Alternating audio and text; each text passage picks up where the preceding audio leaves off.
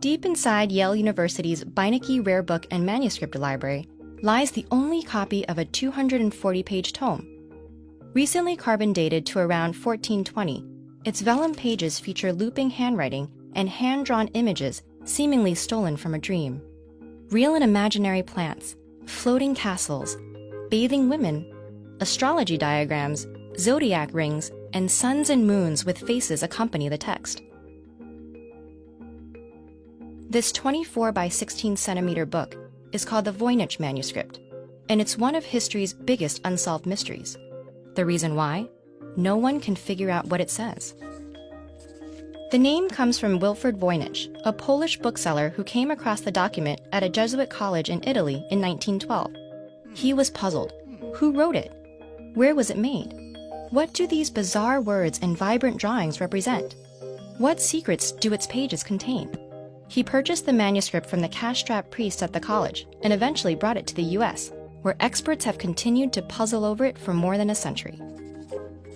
Cryptologists say the writing has all the characteristics of a real language, just one that no one's ever seen before.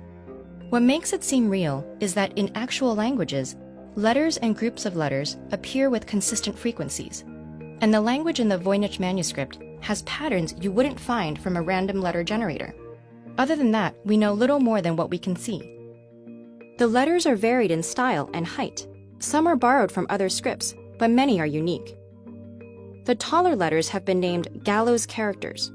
The manuscript is highly decorated throughout with scroll-like embellishments. It appears to be written by 2 or more hands, with the painting done by yet another party. Over the years, 3 main theories about the manuscript's text have emerged. The first is that it's written in cipher, a secret code deliberately designed to hide secret meaning. The second is that the document is a hoax, written in gibberish to make money off a gullible buyer.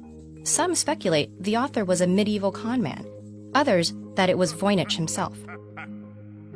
The third theory is that the manuscript is written in an actual language, but in an unknown script. Perhaps medieval scholars were attempting to create an alphabet for a language that was spoken, but not yet written. In that case, the Voynich manuscript might be like the Rongo script invented on Easter Island, now unreadable after the culture that made it collapsed. Though no one can read the Voynich manuscript, that hasn't stopped people from guessing what it might say. Those who believe the manuscript was an attempt to create a new form of written language speculate that it might be an encyclopedia containing the knowledge of the culture that produced it. Others believe it was written by the 13th century philosopher Roger Bacon, who attempted to understand the universal laws of grammar. Or in the 16th century, by the Elizabethan mystic John Dee, who practiced alchemy and divination. More fringe theories hold that the book was written by a coven of Italian witches, or even by Martians. After 100 years of frustration, scientists have recently shed a little light on the mystery. The first breakthrough was the carbon dating. Also, contemporary historians have traced the provenance of the manuscript back through Rome and Prague to as early as 1612, when it was perhaps passed from Holy Roman Emperor Rudolph II to his physician Jacobus Sinapius. In addition to these historical breakthroughs, linguistic researchers recently proposed the provisional identification of a few of the manuscript's words. Could the letters beside these 7 stars spell Tarun, a name for Taurus, a constellation that includes the 7 stars called the Pleiades?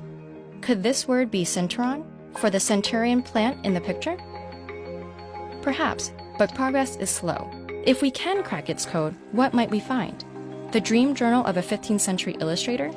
A bunch of nonsense? Or the lost knowledge of a forgotten culture? What do you think it is?